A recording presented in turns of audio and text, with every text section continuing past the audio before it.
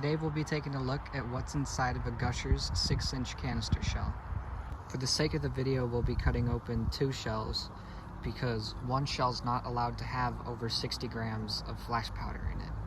To start off, this is what the shell looks like unwrapped. Unwrapped and with no fuse, the shell comes out to 187 grams. As you can see, there's about an inch to an inch and a half of headspace. First, we're going to be checking out how much lift is in the mortar. So with our scale tared,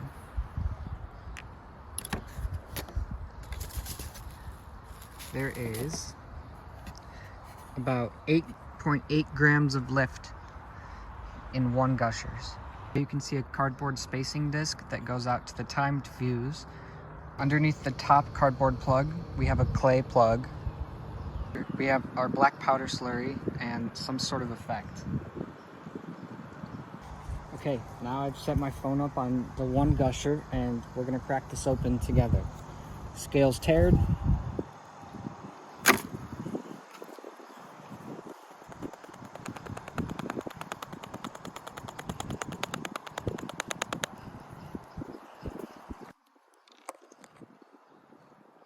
Currently at 46 grams, and there's still more to go.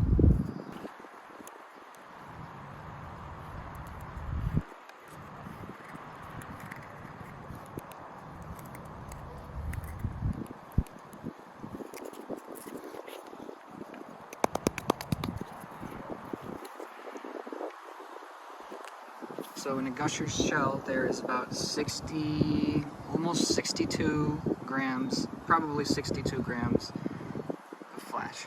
As you can see here, the rest of this is just a plug. And it weighs about 45 grams. Here seems to be our effect. And our effect weighs 55 grams. We'll be cutting open 2 Pirate King 5-inch mortar shells.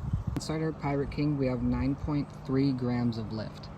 Here I am again, dumping it.